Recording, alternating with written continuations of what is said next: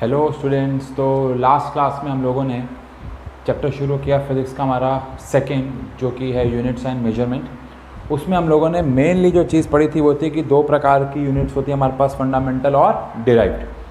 Fundamental 7 थी, derived बहुत सारी होती हैं। फिर हम लोगों ने पढ़ा डायमेंशंस क्या होते हैं और हमने कुछ चीज़ों के डायमेंशंस भी निकाले और कुछ 5 चीज़ों के डायमेंशंस आपको होमवर्क दिए। अगर इन केस आपने मुझे अभी तक होमवर्क नहीं भेजा तो मेरी हाथ जोड़ के विनती है कि वीडियो को यहीं पे पॉज कर दें और पहले होमवर्क करें और मुझे भेजें और आफ्टर दैट ये वीडियो देखें। फिलहाल हमने 5 डायमेंशन दिए थे, आइए उनके आंसर मैच कर लें। मुझे ज़्यादातर बच्चों ने जो होमवर्क भेजा है सबका ही सही है, कुछ छोटी मोटी गलतियाँ थी, मैंने व्हाट्सएप पे उन्हें समझा दिया है।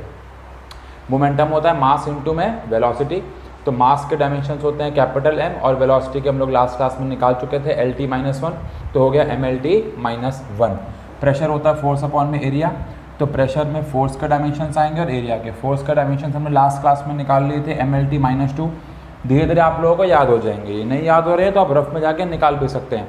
और एरिया का होता है मीटर स्क्वायर, सेंटीमीटर स्क्वायर, कोई भी लेंथ का स्क्वायर, तो L का स्क्वायर। तो ये ऊपर चला जाएगा, तो ML1 था, यहाँ पे 2 था तो -1, तो ML की पावर -1 T की पावर -2 हो जाएगा। बहुत ही सिंपल। इम्पल्स का फॉर्मूला होता है फोर्स इंटू में टाइम। तो इम्पल्स आ गया फोर्स का डायमेंशन अगेन MLT-2, -2 मतलब की पावर -2 और टाइम हो गया T, तो आ गया MLT की पावर -1। बहुत ही सिंपल। और आपने नोटिस किया हो कि इम्पल्स और मोमेंटम के डायमेंशंस सेम आए हैं। 4th चैप्टर में आपको समझ में आ जाएगा ऐसा क्यों, अभी हमको इससे लेना देना नहीं। वर्क आ गया फोर्स इंटू में डिस्प्लेसमेंट। फोर्स होता है MLT-2, डिस्प्लेसमेंट होता है L यानी लेंथ बाई लेंथ, तो आ जाएगा ML2T-2। पावर होता है वर्क अपॉन में टाइम। वर्क हो गया ML2T-2, ये रहा जो मैं निकाला आज। टाइम हो गया T, ऊपर जाएगा तो ML2T-3 हो जाएगा। तो ये हो गए 5 डायमेंशंस। आई होप आपने ये पाँचों के पाँचों सही किए होंगे, नहीं किए तो करेक्ट कर लीजिए। और प्लीज़ जल्दी से जो भी नोट करना करिए, वीडियो को पॉज करके फिर हम आगे बढ़ते हैं। हाँ जी, ठीक है जी। तो आगे अब इस चैप्टर में क्या है, तो आज भी हम शुरू के कुछ देर डायमेंशंस के बारे में ही पढ़ेंगे। वैसे तो आगे आने वाले 3 क्लासेस डायमेंशंस के बारे में ही हैं, लेकिन आज हम लोग फिर से डायमेंशंस निकालेंगे फॉर फॉलोइंग। लेकिन आज कुछ चीज़ों में नया होगा, जैसे कि पहला है काइनेटिक एनर्जी। काइनेटिक एनर्जी का फॉर्मूला होता है 12mv²। क्या होता है? 12mv²। अगर मुझे काइनेटिक एनर्जी के डायमेंशंस निकालने हैं तो मुझे हाफ के डायमेंशंस, मुझे मास के डायमेंशंस और मुझे वेलोसिटी के डायमेंशंस का स्क्वायर करना होगा।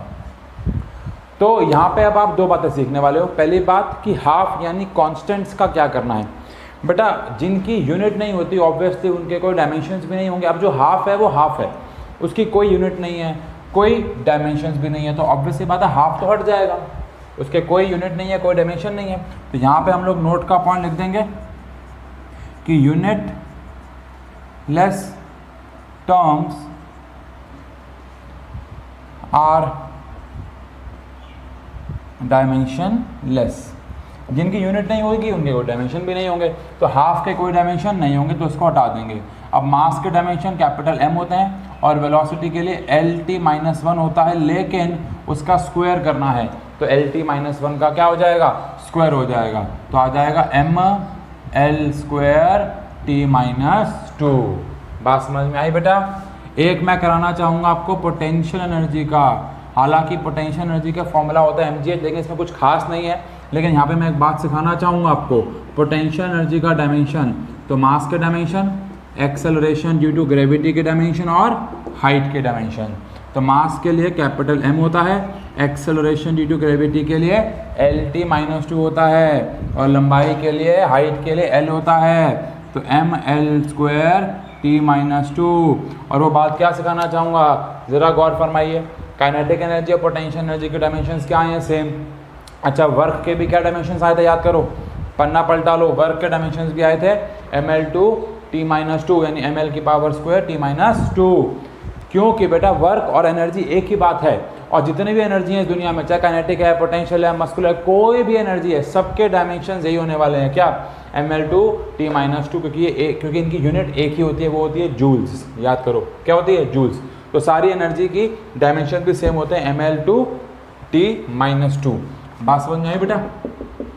तो पहले वाले फॉर्मूले से आप क्या सीखे कि कॉन्स्टेंट्स के डायमेंशन नहीं होते, और दूसरे वाले से आप क्या सीखे कि सारी एनर्जीज के डायमेंशन क्या होते हैं, सेम होते हैं। तीसरा बेटा, यहाँ पे हम लोग बात करेंगे रिफ्रैक्टिव इंडेक्स की। किसकी बेटा, रिफ्रैक्टिव इंडेक्स। आई होप आप सबको रिफ्रैक्टिव इंडेक्स 10th क्लास याद हो। रिफ्रैक्टिव इंडेक्स का formula speed of light in first medium upon में speed of light in second medium, या फिर sine i by sine r, कैसे मर्जी बात कर लो।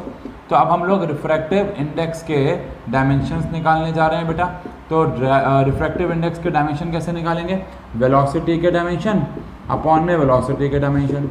वेलोसिटी के डायमेंशन क्या होते हैं, LT-1, और ऑब्वियसली नीचे भी क्या हो जाएंगे, LT-1। अब अकल लगाओ, LT-1 से LT-1 क्या हो जाएगा, कैंसिल आउट। लेकिन ध्यान रखें कैंसिल करते हुए दिखाते नहीं हैं इनको, तो क्या आ जाएगा, L की पावर भी 0 और T की पावर भी 0। और मैंने आपको कहा था कि आपको आंसर MLT की फॉर्म में छोड़ना है, तो M भी 0, L भी 0, T भी 0, यानी सब कुछ 0। और ऐसी क्वांटिटीज़ को हम लोग बोलते हैं डायमेंशन लेस क्वांटिटीज़। क्या बोलते हैं, डायमेंशन लेस क्वांटिटीज़। एक बात और, M0, L0, T0, इसको बेटा ऐसे भी दिखाया जा सकता है। आई होप आपका मैथ्स में चैप्टर शुरू होगा सेट्स, वहाँ पे आपने नल सेट पढ़ा होगा, ऐसे यहाँ पे भी इसको दिखाया जाता है बिल्कुल सेम तरीके से।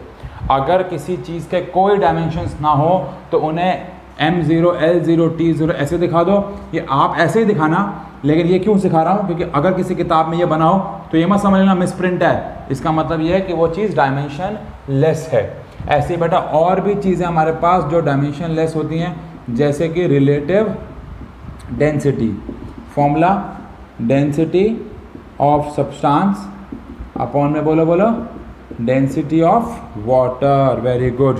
तो यहाँ पे रिलेटिव डेंसिटी के डायमेंशंस अगर हम लोग निकालें तो डेंसिटी ऑफ सब्सटेंस के डायमेंशंस आएंगे और नीचे डेंसिटी ऑफ वाटर के डायमेंशन। अब बेटा ये तो अकल लगाओ, चाहे सब्सटेंस की डेंसिटी हो चाहे वाटर की डेंसिटी हो, डायमेंशन तो सेम ही रहेंगे।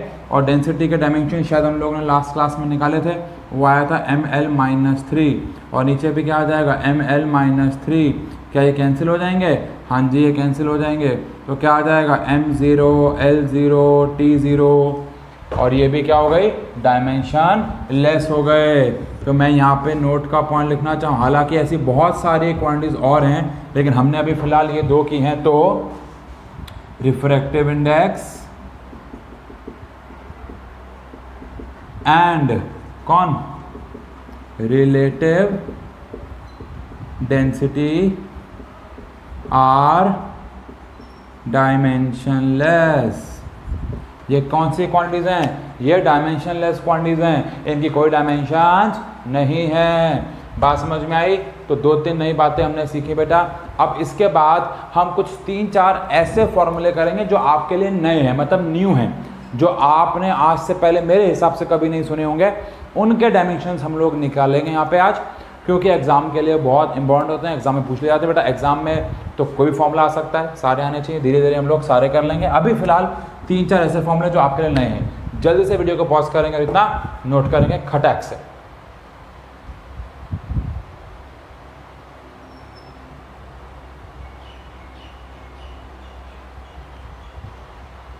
हाँ, तो आई होप आपने नोट कर लिया होगा बेटा, ठीक है। तो ये खेल हुआ डायमेंशंस का। आगे बढ़ा जाए, ज़्यादा मुश्किल खेल नहीं करेंगे अब हम कुछ ऐसे फॉर्मूले करने वाले हैं जो कि हमने पहले कभी, शायद पहले कभी नहीं देखे होंगे। जैसे कि लेटेंट हीट। आप सब ने लेटेंट हीट का नाम तो सुना है, लेकिन शायद इसका फॉर्मूला नहीं जानते आप में से बहुत सारे बच्चे, या शायद कोई भी। तो बेटा लेटेंट हीट का फॉर्मूला होता है हीट एनर्जी अपॉन में मास। क्या होता है, हीट एनर्जी अपॉन में मास। तो लेटेंट हीट के डायमेंशंस हो गए बेटा हीट एनर्जी, अभी मैंने थोड़ी देर पहले आपको समझाया था, चाहे कोई भी एनर्जी हो उसके डायमेंशंस ml2T-2 होंगे। आप चाहो तो यहाँ पे नोट का पॉइंट डाल सकते हो, every kind of energy has dimensions क्या, ml2T-2। और मास के लिए बेटा आप सब जानते हैं, मास के लिए डायमेंशंस कैपिटल M से M कैंसिल, तो M की पावर 0, L2T-2, ये लेटेंट हीट के क्या आ जाएंगे बेटा, डायमेंशंस आ जाएंगे। इसके बाद बात करेंगे स्ट्रेन की। क्या कभी आपने स्ट्रेन का फॉर्मूला सुना है? नहीं सुना होगा।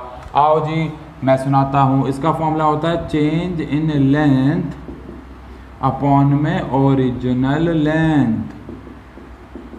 अब बेटा स्ट्रेन के डायमेंशंस निकालेंगे। चेंज इन लेंथ मतलब लेंथ, तो ऊपर भी L नीचे भी L, बोलो कितने L, 2L, और L से L कैंसिल, सब हट गया जी, M0 L0 और T भी क्या आ गया, 0 आ गया, यानी कि ये हट गया। बात समझ में आती है बेटा? कुछ नहीं है यार, नए फॉर्मूले हैं, कोई दिक्कत नहीं है। अगर हमें फॉर्मूला पता हो तो हम वो चीज़ कैलकुलेट कर सकते हैं बहुत आसान से। आई होप आपको समझ में आ रहा है क्या हो रहा है यहाँ पे। ठीक है बेटा, इसके बाद बात कर लेते हैं यंग्स मॉड्यूलस की। यंग्स मॉड्यूलस, तो यंग्स मॉड्यूलस का फॉर्मूला होता है प्रेशर अपॉन में स्ट्रेन। क्या होता है? प्रेशर अपॉन में स्ट्रेन। हालांकि ठीक है, इसका फॉर्मूला स्ट्रेस अपॉन में स्ट्रेन भी होता है, लेकिन स्ट्रेस का प्रेशर लगभग एक ही बात होती है। चलो यार छोड़ो ना, उससे लेना देना आपको, आप सिर्फ डायमेंशन पे ध्यान दो। तो यंग्स मॉड्यूलस का डायमेंशन, प्रेशर का डायमेंशन हम लोगों ने लास्ट क्लास में निकाले हैं, मैंने आपको शायद होमवर्क भी दिया है, ml-1T-2। और स्ट्रेन अभी अभी हमने देखा कि स्ट्रेन के कोई डायमेंशंस नहीं होते। अगर ऐसा है तो क्या आ जाएगा, ml-1 और T-2। कोई दिक्कत तो नहीं होनी चाहिए बेटा इसमें, बोलो बात समझ में आती है बेटा? तो ऐसे ही एक, अगर हम लोग कोई भी ट्रिग्नोमेट्रिक, हालांकि ट्रिग्नोमेट्रिक फंक्शन के फॉर्मूला आपको पता है, लेकिन कोई भी एक ट्रिग्नोमेट्रिक फंक्शन ले लेते हैं, जैसे कि साइन थीटा। साइन थीटा का फॉर्मूला परपेंडिकुलर अपॉन में हाइपोटेन्यूज। तो साइन थीटा के डायमेंशन निकालेंगे हम, तो परपेंडिकुलर मतलब लंबाई, परपेंडिकुलर एक लंबाई होती है तो लेंथ में, और हाइपोटेन्यूज भी एक लंबाई होती है, तो क्या आ जाएगा, m0 L0 T0। तो आपके दिमाग में एक बात चली होगी खटैक से कि सर ऐसे तो सारे के सारे ट्रिग्नोमेट्रिक फंक्शंस डायमेंशन लेस हो गए। बिल्कुल सही कह रहे हो। कितने ट्रिग्नोमेट्रिक फंक्शन है हमारे पास? 6। साइन थीटा को मिला के 6। सारे के सारे ट्रिग्नोमेट्रिक फंक्शंस भी क्या होते हैं, डायमेंशन लेस। कोई परपेंडिकुलर अपॉन बेस है, कोई बेस अपॉन हाइट है, कोई हाइट अपॉन बेस है, कोई बेस अपॉन हाइपोटेन्यूज, कुछ भी है, समझ रहे हो ना? तो कहने का मतलब ये है कि ऑल ट्रिग्नोमेट्री फंक्शंस आर क्या, डायमेंशन लेस। सारे ट्रिग्नोमेट्रिक फंक्शंस क्या होते हैं, डायमेंशन लेस होते हैं बेटा। क्यों होते हैं? क्योंकि वो लंबाई और लंबाई का ही रेशो होते हैं। कोई दिक्कत तो नहीं है? तो ये मेरे हिसाब से अब हम लोग डायमेंशंस निकालना सीख चुके हैं। अब हम लोग डायमेंशंस की एप्लीकेशंस पे चलेंगे धीरे धीरे, कि इनको मैंने आपको कहा था बेटा कि आपको 2 क्लास सबर रखना है, और हम धीरे धीरे सीख जाएंगे कि हम ये पढ़ क्यों रहे हैं, हमारे किस काम आएगा। तो जल्दी से वीडियो को इतना पॉज करके नोट करेंगे, फिर हम इसकी आज की पहली एप्लीकेशन की तरफ चलेंगे, और उसके बाद मैं आपको होमवर्क दूंगा जल्दी से। हाँ जी, तो डायमेंशनल एनालिसिस की एप्लीकेशंस को जानने के लिए आपको उससे पहले यहाँ पे कुछ बातें और जान लेनी है। छोटी सी बात है, आप में से बहुत सारे बच्चों को आती होगी, फिर हम आगे बढ़ पाएंगे। अगर मैं एक यूनिट के अंदर एक यूनिट ऐड करता हूँ तो मुझे क्या मिलेगा? आंसर है वही यूनिट मिल जाएगी। एग्जाम्पल के तौर पे मैं कह रहा हूँ, अगर मैं लेंथ के अंदर लेंथ ऐड करता हूँ तो मुझे लेंथ मिलती है। कहने का मतलब है मीटर प्लस मीटर मीटर। बात समझ रहे हो? नहीं समझ जाओगे।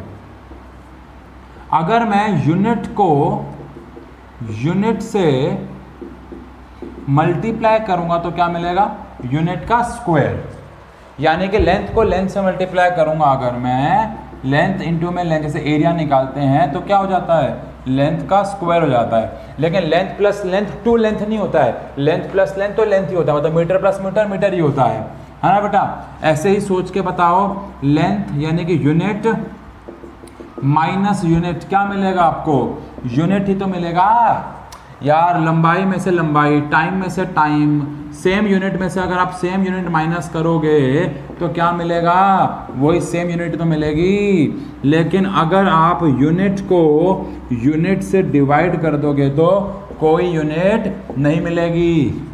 यानी अगर आप लेंथ को लेंथ से डिवाइड कर दोगे तो कोई यूनिट नहीं मिलेगी। यानी अगर आप यूनिट और यूनिट को ऐड या सब्ट्रैक्ट करते हो, ऐड या सब्ट्रैक्ट करते हो तो आपको सेम यूनिट ही मिलती है। लेकिन अगर आप यूनिट और यूनिट को मल्टीप्लाई करते हो तो यूनिट स्क्वायर, डिवाइड करते हो तो कोई यूनिट नहीं। ये कहाँ काम है, ये तो वैसे बचपन से पता है हमें, बस मैंने आपको आज एक नोट के पॉइंट के फॉर्म में लिखवा दिया है। मीटर प्लस मीटर मीटर ही आएगा आंसर, चाहे कितना भी आए, चाहे 0 मीटर ही क्यों आए, लेकिन आएगा मीटर ही। ऐसे ही मीटर माइनस मीटर मीटर ही आएगा, लेकिन metre into metre metre square आएगा, मीटर डिवाइड बाय मीटर कुछ नहीं आएगा। ऐसे टाइम, ऐसे हर एक यूनिट के लिए होता है। ठीक है बेटा। अब क्या, अब हम बात करेंगे एप्लीकेशंस ऑफ डायमेंशन एनालिसिस। हमने जो भी किया वो क्या किया, डायमेंशंस एनालिसिस किया, मतलब डायमेंशंस को एनालाइज किया। अब हम उसकी एप्लीकेशंस पढ़ने वाले हैं। बेटा डायमेंशनल एनालिसिस की 3 एप्लीकेशंस होती हैं। कितनी एप्लीकेशंस होती हैं, 3। कितनी बोली मैंने, 3 एप्लीकेशंस होती हैं। उनमें से आज हम पहले शुरू कर रहे हैं और वो है to check whether the equation is dimensionally correct और नॉट। पहली है to check whether the equation is dimensionally correct और नॉट। हमें अगर ये चेक करना हो कि इक्वेशन डायमेंशनली करेक्ट है या नहीं।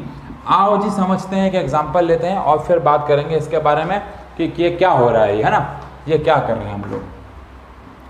लेट्स से एक इक्वेशन आई आपके एग्जाम में और आपसे पूछा जाए कि ये इक्वेशन करेक्ट है कि नहीं है। ये एनसीईआरटी का सवाल है।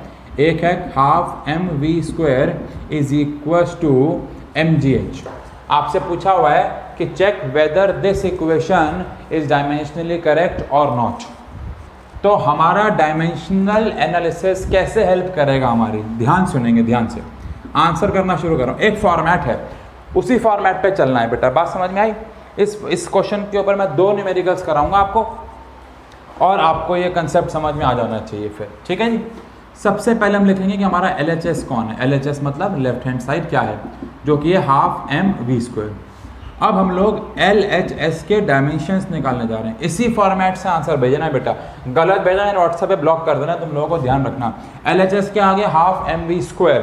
अब LHS के डायमेंशंस लिख रहे हैं हम, तो हाफ के कोई डायमेंशंस नहीं होते, मास के डायमेंशंस और v² के डायमेंशन। मास के लिए m और v के लिए LT-1/2। तो कुल मिला के क्या आ जाएगा बेटा, mL2T-2। अब यही सेम काम हम किसके लिए करेंगे, RHS के। लेकिन पहले लिखेंगे RHS है क्या, mgh।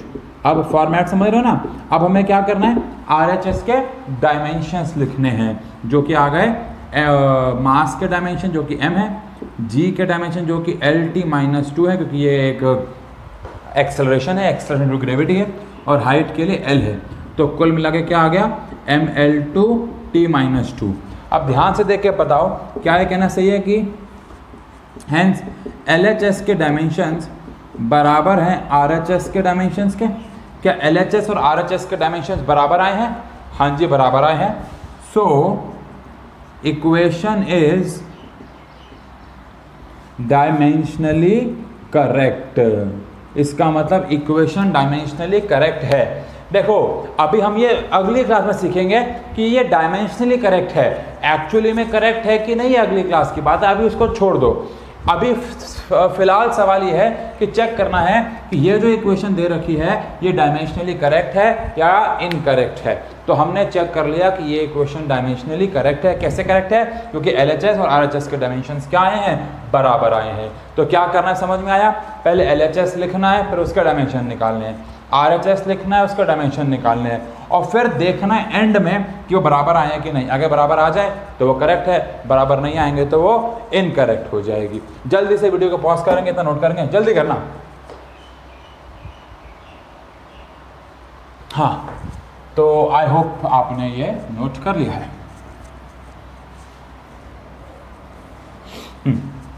अब मैं आपको एक क्वेश्चन और करा रहा हूँ इसके ऊपर, फिर एक दो क्वेश्चन मैं आपको घर से दूंगा। एक्चुअली मैं आपको 3 क्वेश्चन घर से दूंगा, हो सकता है 4, और आपको मुझे ट्राई करके भेजने हैं। सेकेंड क्वेश्चन है बेटा, v is equal to u plus AT। क्या ये क्वेश्चन कहीं देखी है? अरे वाह, खुश हो गए, ये तो फर्स्ट इक्वेशन ऑफ मोशन है। आओ जी चेक करते हैं। सबसे पहले LHS कौन है? अरे LHS तो हमारे पास वेलोसिटी है। फिर हम लोग करेंगे LHS के डायमेंशंस। तो LHS के डायमेंशन में वेलोसिटी के डायमेंशंस लिखेंगे। वेलोसिटी के डायमेंशंस क्या होते हैं भाई? LT-1 होते हैं। m की फॉर्म में छोड़ेंगे तो MLT-1 आ गए। ध्यान से सुनना, RHS u प्लस AT। ध्यान से क्यों सुनना है? क्योंकि यहाँ पे प्लस आ गया। प्लस वाले डायमेंशन पहली बार निकाल रहे हो आप, मेरी रिक्वेस्ट है ये। आओ जी, u के डायमेंशन प्लस में AT के डायमेंशन। ध्यान सुनना, u के लिए LT-1 और a के लिए LT-2 और t के लिए t। तो ये आ गया LT-1 और ये आ गया LT-1। अभी थोड़ी देर पहले मैंने आपको एक बात सिखाई थी, क्या? कि अगर सेम यूनिट के अंदर सेम यूनिट ऐड हो जाए तो सेम यूनिट आती है। ये क्या है? बोलो।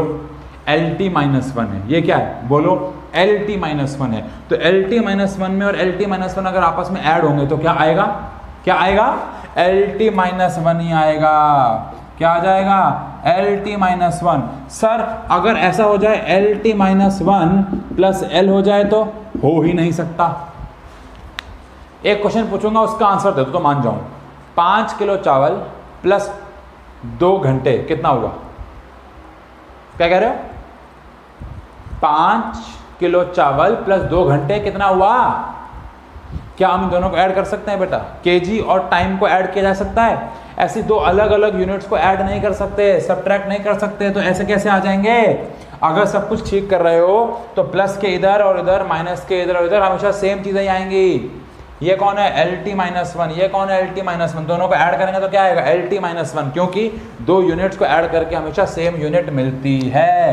तो LT-1 और LT-1 को ऐड करके आ गया LT-1, जिसको हम लिख सकते हैं M0 LT-1। अब आप मुझे बताओ, क्या RHS के डायमेंशंस और LHS के डायमेंशंस बराबर आ गए?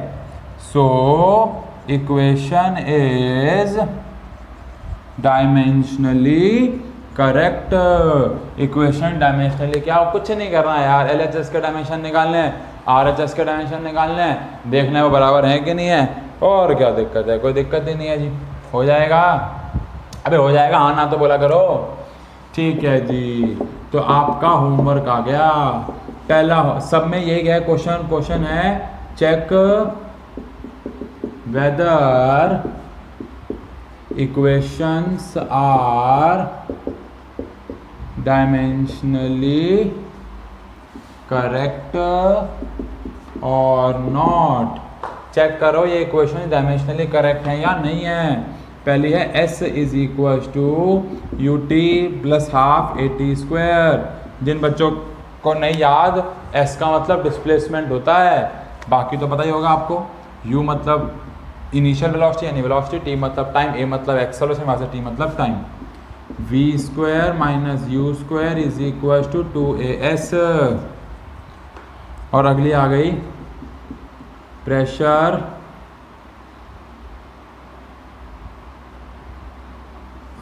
Pressure is equal to force volume into में लेंथ। तो आपको चेक करना है कि ये तीनों, एक और दे देता हूँ, मेरा मन कर रहा है यार। ठीक है, मेरा मन रख लो। एक और करते हैं, काइनेटिक एनर्जी अपॉन में potential energy is equal to time. तो ये 4 इक्वेशंस हैं जो आपको चेक करना है कि ये डायमेंशनली करेक्ट है या नहीं है। और मैंने आपको आज पहली एप्लीकेशन करा दी है to check whether the equation is dimensionally correct और नॉट। लेकिन एक सवाल के साथ ये क्लास ख़त्म करूँगा मैं। सवाल ये है कि क्या ऐसी इक्वेशन जो डायमेंशनली करेक्ट आ गई, जैसे ये वाली आ गई या पहले वाली आ गई, क्या हर एक इक्वेशन जो डायमेंशनली करेक्ट आ गई क्या वो एक्चुअली में भी करेक्ट होगी? और अगर कोई इक्वेशन एक्चुअली में करेक्ट है तो क्या वो हमेशा डायमेंशनली करेक्ट होगी? क्वेश्चन समझ में नहीं आया है तो इसको वापस जाओ, आपके पास वीडियो है, दोबारा से पीछे जाओ, दोबारा सुनो मैंने क्या बोला, और सब बच्चे अगली क्लास तक इसका आंसर सोच के रखो मैंने क्या बोला। अगली क्लास में इनके आंसर डिस्कस करते ही हम उस क्वेश्चन को भी डिस्कस करेंगे। ये 4 क्वेश्चन होमवर्क हैं आज के लिए। वीडियो को पॉज करके इतना नोट करेंगे। मिलते हैं।